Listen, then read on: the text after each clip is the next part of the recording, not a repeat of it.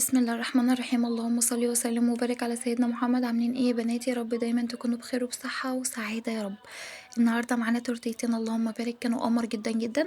مقاسهم مقاس 16. كل حلة فيهم واخدة 300 جرام، عليهم 3 بيضات، عليهم نص معلقة محسن، وعليهم الكيس الفانيليا. ده المقدار بتاع الحلتين. بصوا يا بنات، انا بجيب الاسبونج جاهز عشان اللي بيسألني. انا بسبونج بيتي، انا شغالة بالجاهز. الجاهز بيجي من عند العطار، ما بتحطلوش اي حاجة خالص غير 4 مكونات بس: مية، بيض، فانيليا، محسن. اكتر من كده ما بنحطش اي حاجة تانية في الكيك. بينضرب حلو جدا، لا بمضرب لا بعجان. علشان خاطر تاخدي نتيجة حلوة سيبيه يتضرب من 10 دقايق ل8 دقايق، يعني النتيجة ما شاء الله تبقى جميلة معاكم. التورتيتين دول كل حلة فيهم اخدت مني 300 جرام. اخدوا مني قد ايه كريمة؟ اخدوا مني 3 كوبايات. يعتبر كل كوباية اخدت كوباية ونص. بس هي في كوباية في تورتاية زادت شوية في الكريمة، عشان طبعا انا كنت فيها الوان وكده. اللهم بارك، كانوا ما شاء الله عليهم حاجة فوق الروعة.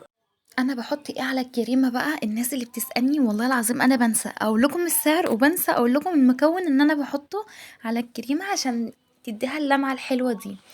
بصوا يا بنات، انا بحط على الكريمه تشيز كيك ولبن بودر وبستري. بحط ايه تاني بقى والكريمه بتتضرب؟ بحط معلقتين جيلو، من اللي هو شفتوا الجيل الفراوله. اكياس بتيجي زي الجيل الفراولة كده، بس بتبقى شفافة، بتبقى عاملة زي المية كده. انا بحط عليها معلقتين. دي ساعة التجليس مش ساعة الحشو. ما شاء الله، الله اكبر الله اكبر، بتديلها لمعة حلوة جدا، وبتخليها ملمسها تحفة وانتي بتعملي بالسكليبر. تاني حاجة، ما عادش في شغل زي الاول، يعني خلاص احنا داخلين على رمضان. بنبقى عارفين ان احنا خلاص داخلين على رمضان، عارفين ان خلاص الشغل بيقف، ما بيبقاش في شغل. الشغل بيقل ليه بقى؟ الناس بقت بتوضب بقى لحاجة رمضان، وطبعا الناس بتعمل جمعيات عشان يجيبوا طبعا بقى لبس العيد والنواعم بتاعة العيد وحاجات رمضان وغازين رمضان مش عارف ايه. بقى الشغل بسيط جدا، يعني ما عادش حد بيشتري قد كده، ما عادش حد بيطلب مني قد كده. مش ليه، يعني مش انا لوحدي، لا هو خلاص اي حد شغال في الطرق الطلب هيبقى عنده قليل جدا. طبعا هيبدأ بقى بدل ما يشتغل في التورت هيشتغل في النواعم. اعملي مثلا اطباق مشكلة ونزليها، قولي عاملة عليها عرض، خدي منها مكسبك، عشان طبعا النواعم متعبة جدا. ظبطي حالك وظبطي دنيتك. بس يعني هو الشغل بيقف على الكل، مش عليكم لوحدكم، والله هو على الناس كلها. اصل خلاص احنا كل سنة وانتم طيبين داخلين على رمضان، فرمضان طبعا بيبقى الناس حالها الله اعلم بيه، ما فيش شغل قد كده. طبعا بقى بيبقوا مستنيين بقى على دخلة رمضان، بيروحوا ينزلوا يجيبوا اللبس وبيجيبوا الحاجة. فالطلب بيبقى بسيط جدا، ممكن يجيلك تورتاية كل فين وفين. في بنوتة اسمها ياسمين، آه كانت بتسألني على العجان بتاعي، على المضرب بتاعي، وانا رديت عليها والله العظيم. في كل بوست هي بتكتبه انا برد عليها فيه، اي تعليق في اي فيديو في اي حاجة انا برد عليها. انا مش عارفة انتي ما بتشوفوش ولا لا. كل ما بتكتبلي تعليق بتقولي انا زعلانة منك، والله العظيم انا برد عليكي. انا مش عارفة انتي ما بيظهرلكيش ان انا برد عليكي ولا لا. انا مش عايزاكي تزعلي، علشان والله العظيم انا رديت عليكي بدل المرة كذا مرة في كل تعليق انتي بتكتبيه. اللهم صل وسلم وبارك على سيدنا محمد. البنات اللي بيقولوا لنا مسلمة عايزين نبدأ شغل، يا بنات بصوا، علشان ما تبدأوش شغل وتيأسوا، اصبروا بقى بعد العيد ان شاء الله ابدأوا شغل. ليه بقى؟ ان خلاص هو الشغل هيقف اليومين دولت لغاية شهر رمضان بإذن الله. لما يخلص هيرجع يعني هيرجع يشتغل تاني. امال دلوقتي عايزة تشتغلي، ابدأي بقى في شغل النواعم. لو انت شاطرة في شغل النواعم ابدأي اشتغلي فيه. اعملي اطباق مشكلة ونزليها. امال التورت والجاتوهات والحاجات ديت طبعا بتبقى تقيلة جدا في رمضان ومحدش بيطلبها. ولو حد طلب تورتاية مثلا عليها مجسمات عجينة سكر او طبرات اللي هي الورق، ففين وفين لما حد يطلب تورتاية يعملها اصلا عيد ميلاد في رمضان. ان الناس اصلا ما بتطلبش اي حاجة زي دي في رمضان، فعلشان كده بيستنوا لغاية بعد العيد. فانتوا ابدأوا بقى اشتغلوا في النواعم. النواعم برضو ما شاء الله جميلة ومكسبها حلو، بس هي مرهقة شوية، بتتعب البني ادم شوية، بتكسر ظهره بتكسر رقبته، بس دي شغلنا ودي رزقنا. فان شاء الله انا والله لسه ما بدأتش في اي شغل نواعم خالص، انا لسه بس اخلص الشغل اللي عندي ان شاء الله، وبعد كده بقى هعمل اطباق، وبرضه هبقى معاكم واحدة واحدة، وان شاء الله تشوفوا الدنيا برضه معايا وتشوفوا الدنيا فيها ايه، وبرضه هقول لكم الاسعار واقول لكم كل حاجه، عشان والله العظيم انا بنسى موضوع الاسعار ده خالص، وبنسى ان انا اقوله اصلا في اي فيديو. ان شاء الله بقى ابدأوا اشتغلوا النواعم، وما تشتغلوش طرد بقى. الناس اللي عايزة تبدأ تشتغل طرد ما تشتغلوش دلوقتي الا شوية كده، وانتي لو لسه هتبدأي من الاول خالص، يعني هتبدأي لسه من الصفر، خليك ان شاء الله بعد العيد، حاولي ان انتي تبدأي بعد العيد على طول. طبعا في رمضان حاولي ان انتي مثلا بتعملي اي حاجة حلوة شكلها حلو شكلها شيك، خدي لها كام صورة حلوين بعد بعد رمضان، قومي نشراهم. عايزين تشتغلوا كبات مانجا، بتاع كبات كنافة بالمانجا في شهر رمضان، ما شاء الله برضو بتبقى حلوة، بس طبعا مفيش حد بيطلبها قد كده برضو، عشان بيقولك ان الكريمة بتبقى تقيلة فما بيرضوش يطلبوها. عايزة تشتغلي كنافة، تشتغلي بقى حاجات اللي هي بتاعة رمضان كلها، اشتغلي.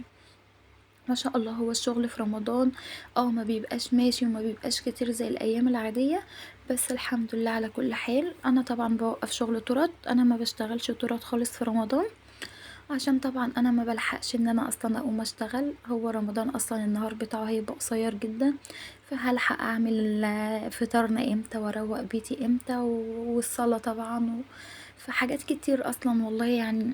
في رمضان مش هعرف ان انا اشتغل خالص، وكمان العيال، فاحنا اصلا بنبقوا ماشيين في الايام العادية بالزق، ففي رمضان مش هعرف ان انا اشتغل نهائي.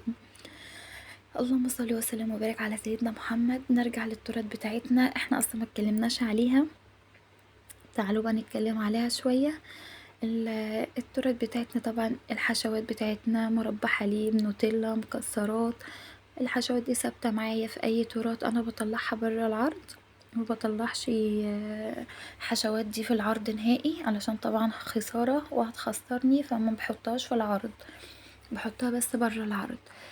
التورتايه البيضة دي يا بنات، عايزة اقول لكم هي كانت ما شاء الله جميلة برا وما كانش فيها اي حاجة، لما انا حطيتها في التلاجة وبيتها، انا ما حطيتش عليها عجينة السكر غير لما خلاص هتيجي تمشي قبلها بساعة، حطيتها في التلاجة لقيتها ميلت من الجنب كده، بس حتة صغيرة مش كبيرة يعني، لما ميلت ما مكانها يعني ما هو ظاهر قوي، هو هيبقى ظاهر معاكم في الكاميرا، بس على الطبيعة ما كانش ظاهر قوي قوي.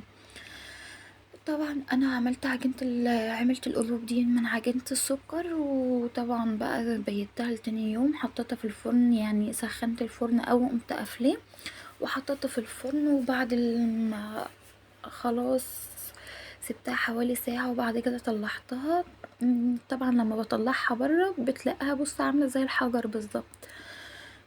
التبرات دي طبعا انا بجيبها من المطبعة، بقصها وبحطها، طبعا بقى اللي بيقولي المقاسات قوليله اطبع لي ورقة كاملة، يعني انتي بتجيبي اي توبر انتي عايزاه بيبقى مقاسه 30 في 20، تمام، اي توبر لاي تورتاية على فكرة، بس لو التوبر الرسومات اللي في قلب الورقة صغيرين، يعني مثلا زي البنت والواد اللي انا حطاهم دي، انا بزود عليهم مثلا قلوب، بزود عليهم فراشات، وببعتها خليه يعملها لي ورقة واحدة.